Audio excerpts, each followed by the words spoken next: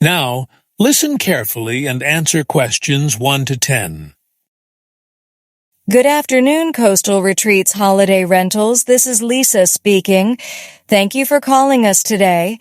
I understand you're interested in booking one of our cottages for a family holiday. Is that right? Could you tell me a bit more about what you're looking for so I can find the perfect property for you? Hi, Lisa. Yes, that's right. My family and I are planning a week-long getaway in July, and we're hoping to find a nice cottage somewhere near the coast. We've got 2 kids, aged 7 and 10, and my parents might join us for a couple of days, so we'll need something with enough space for up to 6 people. We're looking for somewhere peaceful, maybe with a garden and not too far from a beach. Oh, and we'd love it if pets are allowed, as we'd like to bring our dog Max. That sounds like a wonderful family holiday. Let me just jot down those details. So, you need a cottage for up to 6 people with a garden, pet-friendly, and close to a beach for a week in July. Do you have any specific dates in mind, or are you flexible? And would you prefer a particular area along the coast, or are you open to suggestions? Well, we're aiming for the second week of July, so from the 12th to the 19th, if possible. If those dates aren't available, we could shift to the week before or after, but we'd prefer to stick around that time because the kids are on school holidays. As for the location, we're not too fussy, but we've heard great things about the North Devon coast, so maybe somewhere around there? We just want somewhere we can relax, take coastal walks, and maybe do some activities like surfing or fishing. Perfect. North Devon is a beautiful area, and we have several cottages that might suit your needs. Let me check availability for the 12th to 19th of July. Okay, I've got 2 properties that match your criteria. The first is Seaside Haven, a 4-bedroom cottage in the village of Woolacombe. It's about a 10-minute walk from the beach, has a large enclosed garden, and allows pets. It's got 2 double bedrooms, 1 twin room, and a sofa bed in the living room, so it can comfortably sleep 6. The second option is Cliffside Cottage in Croyd, which is a bit closer to the beach, about 5 minutes on foot, but it's a 3-bedroom property, so it might feel a bit snug with 6 people. It's also pet-friendly and has a small garden. Do either of those sound appealing? Both sound nice, but I think Seaside Haven might be better since we need the extra space. Can you tell me a bit more about the facilities? Like, is there parking? And does it have Wi-Fi? My kids are always on their tablets, and my wife needs to check work emails occasionally. Also, what's the price for the week? Absolutely. Seaside Haven has private parking for 2 cars, which is handy, and yes, it comes with free Wi-Fi, though the signal can be a bit slow in rural areas, so I'd warn your kids about that. The cottage has a fully equipped kitchen with a dishwasher and washing machine, a cozy living room with a wood-burning fireplace, and a bathroom with a bathtub and shower. There's also a patio area with a barbecue, which is great for summer evenings. As for the price, for the week of July 12th to 19th, it's $1,200, which includes a $50 pet fee and all utilities. There's also a $200 refundable damage deposit, which we return after your stay, provided there's no major damage. How does that sound? That sounds really promising. The price is a bit higher than we budgeted, but it seems worth it for the space and location. Just one more thing, are there any extra costs we should know about? Like cleaning fees or linen? And do you know if there are any activities nearby that the kids might enjoy? Good question. The price includes bed linen, towels, and a standard end-of-stay cleaning service, so no hidden fees there. However, if you want midweek cleaning or extra linen changes, that's an additional $30 per service. As for activities, Woolacombe is fantastic for families. The beach is great for surfing. There's a surf school that offers lessons for kids and adults. You can also go horse riding on the nearby dunes, and there's a small amusement park about 15 minutes drive away. If you're into nature, there's a coastal path with stunning views, and you might even spot some seals. I can send you a brochure with more details if you'd like. That sounds perfect, Lisa. I think we'll go with Seaside Haven. How do we confirm the booking? Do I need to pay the full amount now, or just a deposit? Great choice! To secure the booking, we require a 30% deposit, which is $360 for Seaside Haven. You can pay that by credit card or bank transfer today, and the balance along with the damage deposit is due 4 weeks before your arrival, so by June 14th. I'll email you a booking form to fill out with your details, and once we receive the deposit, you're all set. Would you like to proceed with the credit card payment now, or do you prefer bank transfer?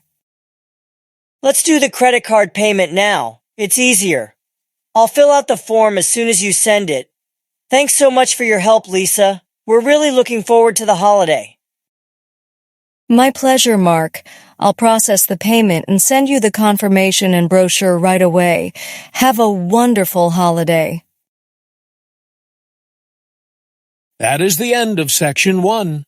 You now have 30 seconds to check your answers.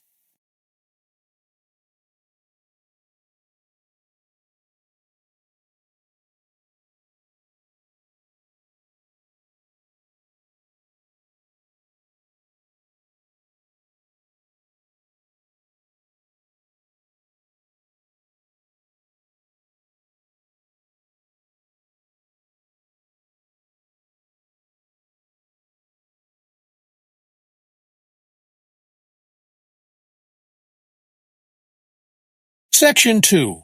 You will hear a talk by a university staff member introducing new students to the orientation program.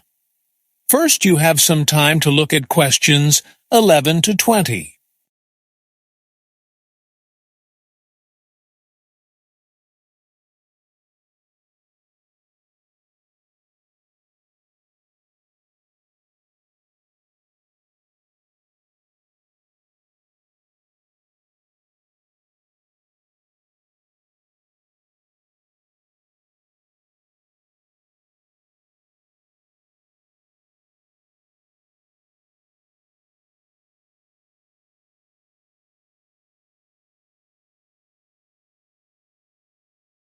Now, listen carefully and answer questions 11 to 20.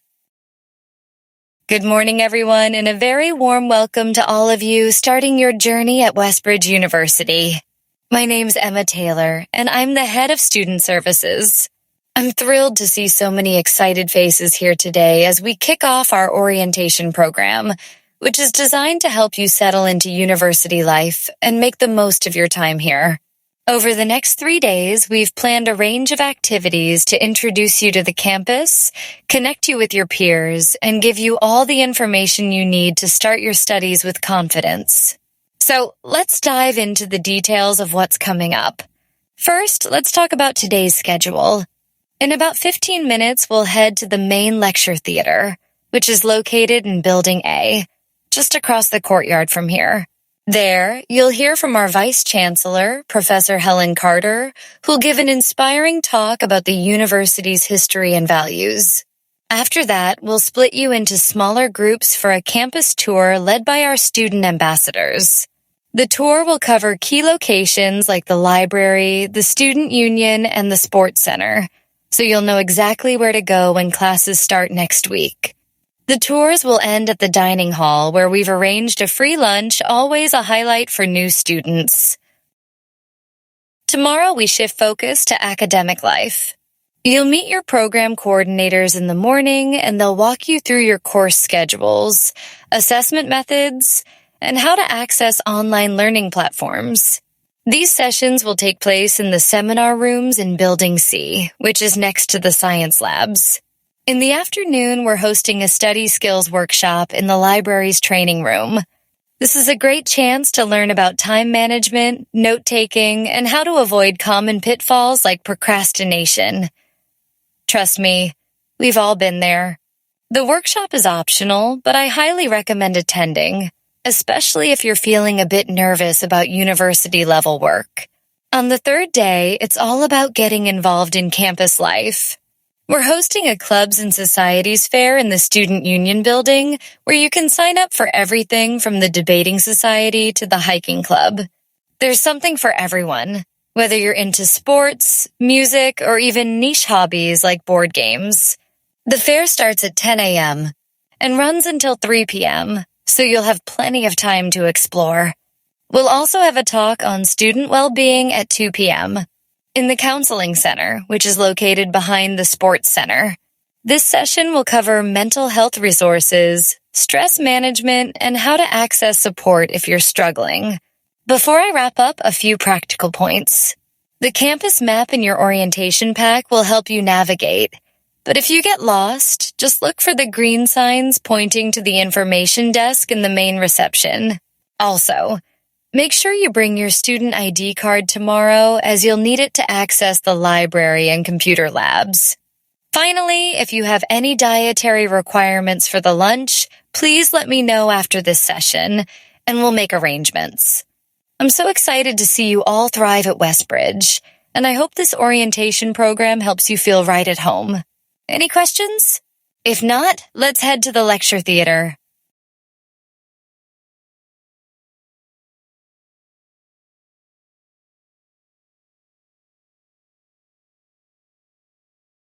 That is the end of Section 2. You now have 30 seconds to check your answers.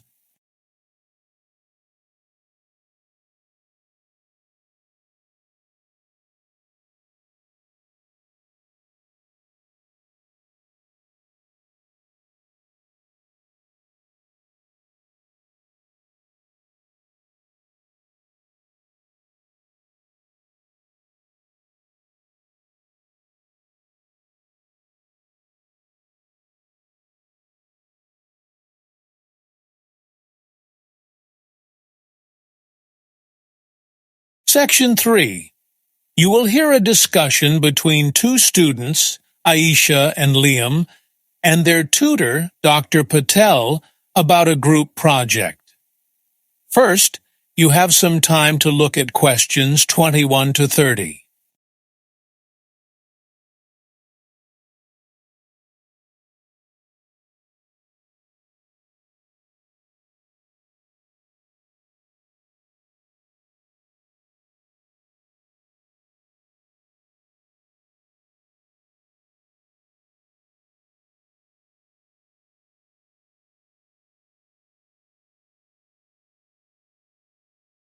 Now, listen carefully and answer questions 21 to 30. Good afternoon, Aisha and Liam. Thanks for coming in to discuss your group project for the Environmental Studies module. I know you've been working on your proposal for the past couple of weeks, and I'm keen to hear how it's going. Why don't you start by telling me about the topic you've chosen and how you're planning to approach it? Hi, Dr. Patel. We're really excited about the project. After some discussion, our group decided to focus on the impact of urban green spaces, like parks and community gardens, on local biodiversity and residents' well-being. We thought it'd be interesting to compare two different cities, say Manchester and Bristol, to see how their green space initiatives differ and what effects they have. We're planning to use a mix of primary and secondary research, like interviewing park managers and analyzing existing studies on biodiversity. Yeah, and we also want to look at how these spaces affect mental health because there's been a lot of research lately about how access to nature can reduce stress. We're thinking of conducting a small survey among residents in both cities to get their perspectives on how often they use these spaces and what benefits they notice. But we're still figuring out how to design the survey and make sure it's not too time-consuming for respondents. That's an ambitious and very relevant topic, well done for choosing something with both environmental and social dimensions. Comparing two cities is a great idea, but it could be challenging to manage within the project's 6-week timeline.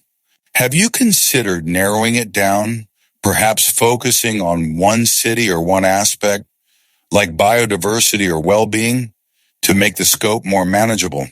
What's your group's thinking on this? We did talk about that, actually. Some group members wanted to focus only on Manchester because it's closer, and we could visit the parks ourselves. But others felt that comparing two cities would make the project more interesting and show how context matters. We're leaning towards sticking with the comparison, but maybe limiting the number of parks we study, say, 2 or 3 per city. That way, we can still do some field work without spreading ourselves too thin. Exactly. And for the survey, we're thinking of keeping it short, maybe 10 questions, and distributing it online through community forums. We're also planning to contact the city councils to see if they can share data on things like tree coverage or wildlife sightings. The only thing we're worried about is getting enough responses for the survey. Do you have any tips on how we can encourage people to participate? Those are all excellent strategies. For the survey, I'd suggest offering a small incentive, like entering respondents into a prize draw for a $10 voucher, if your budget allows. Also, make sure your questions are clear and don't take more than 5 minutes to answer. People are more likely to complete it if it's quick. Another tip is to collaborate with local environmental groups, as they often have networks of engaged residents who might be willing to help. Now let's talk about your methodology. How are you planning to analyze the data you collect, both from the survey and your secondary sources? For the survey, we're thinking of using a simple online tool to generate graphs and percentages, like how many people visit parks weekly or rate their mental health higher because of green spaces. For the biodiversity part, we'll rely on reports from the councils or conservation groups, and we'll look for patterns like whether parks with more trees have higher bird populations. We're not sure yet how to combine the two data sets, though. Any suggestions on that? Combining quantitative survey data with qualitative biodiversity reports can be tricky, but a good starting point is to identify common themes. For example, you might find that residents value parks with diverse wildlife, which could tie into your biodiversity findings. I'd recommend creating a framework to organize your analysis, perhaps a table comparing the two cities across factors like park size, species diversity, and resident satisfaction. You could also use case studies to highlight specific parks that stand out. Have you assigned roles within the group yet? Like who's responsible for data collection versus writing the report? We've started to divide tasks. I'm handling the survey design and distribution, Aisha's leading the secondary research, and our other 2 group members are contacting the councils and organizing interviews. We're meeting twice a week to check progress, but we're still figuring out who'll write which parts of the final report. We want to make sure everyone contributes equally, but it's hard to balance with our other coursework. That's a common challenge, but it sounds like you're communicating well. My advice is to set clear deadlines for each task and agree on a draft structure early on, so everyone knows what they're working toward. I'd also suggest scheduling a peer review session before submission, where you all read each other's sections to ensure consistency. Before we finish, do you have any other concerns or questions about the project? Just one thing. We're not sure how many references we need for the report. The guidelines say adequate sources, but is there a specific number we should aim for? Aim for at least 12-15 credible sources, including academic articles, government reports, and reputable websites. Quality matters more than quantity, so focus on sources that directly support your findings. Well, it sounds like you're off to a great start. Keep me posted on your progress, and good luck. This is the end of Section 3. You now have 30 seconds to check your answers.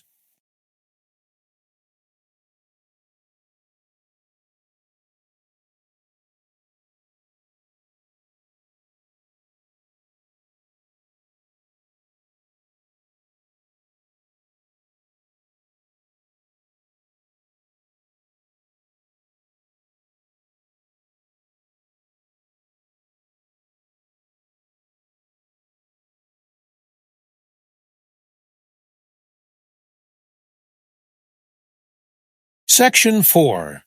You will hear a lecture on renewable energy technologies given by a university professor. First, you have some time to look at questions 31 to 45.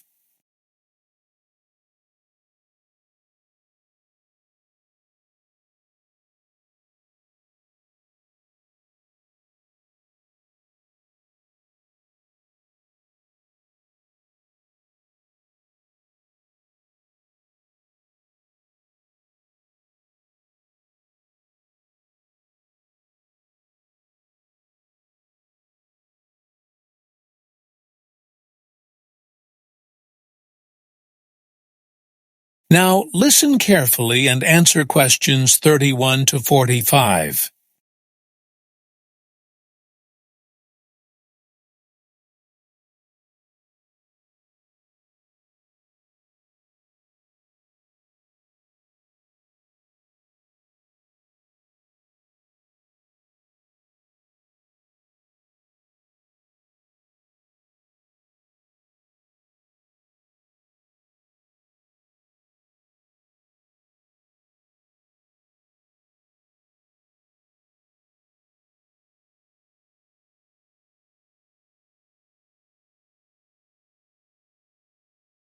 Good afternoon, students, and welcome to today's lecture in our Energy and Environment module.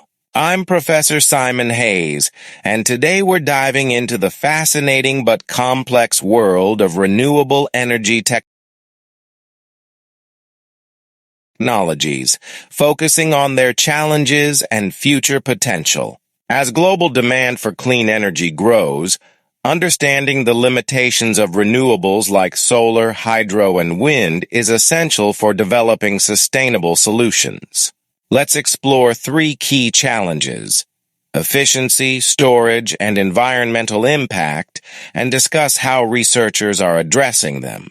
Let's start with efficiency, which refers to how effectively a technology converts natural resources into usable energy. Solar panels, for instance, are a popular renewable energy source, but their efficiency is still relatively low. Most commercial solar panels convert only about 15 to 20% of sunlight into electricity, meaning a significant amount of potential energy is lost as heat. This is a problem because it increases the land area and materials needed for large-scale solar farms, driving up costs. Researchers are tackling this by developing new materials, like perovskite-based cells, which could push efficiencies above 25% in the next decade. However, these materials are less stable and more expensive to produce, so there's a trade-off.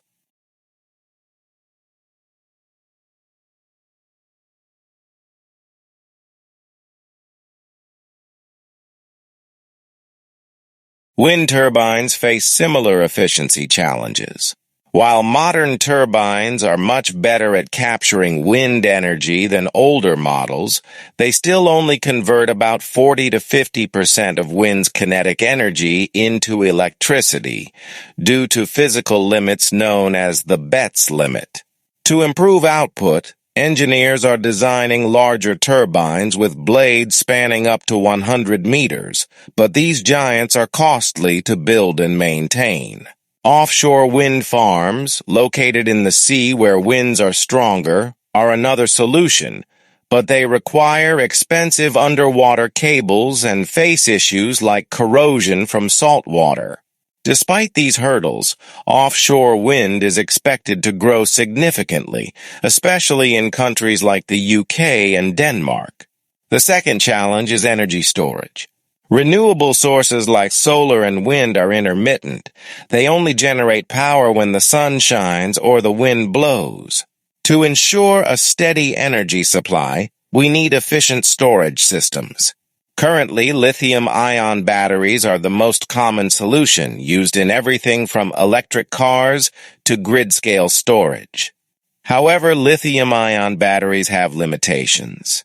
They're expensive, have a limited lifespan of about 10-15 years, and rely on mined materials like cobalt, which raises ethical concerns about labor conditions in mining regions. Alternatives like flow batteries or hydrogen storage are being explored, but they're still in early stages and not yet cost competitive. For example, hydrogen can store energy for months, unlike batteries, but converting it back to electricity is only about 60% efficient.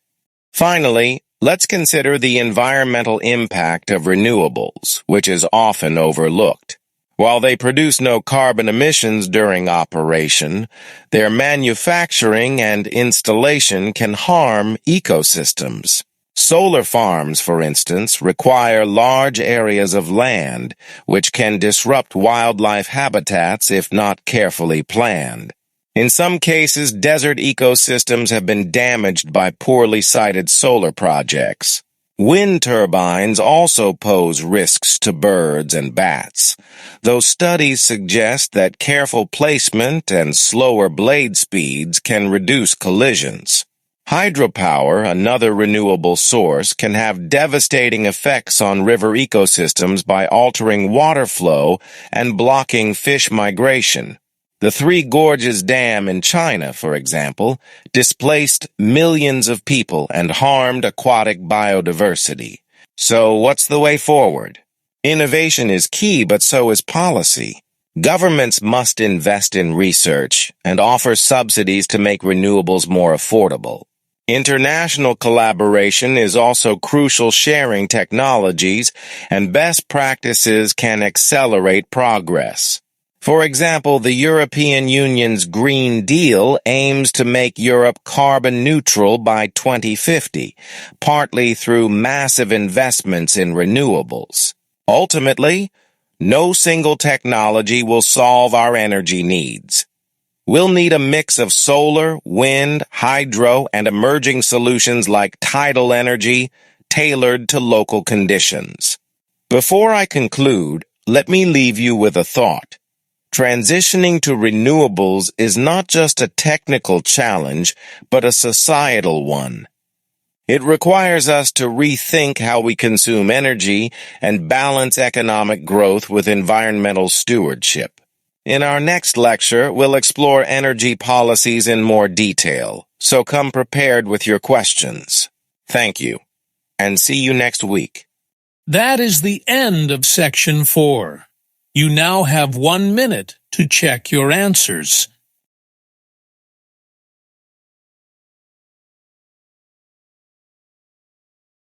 That is the end of Section 4.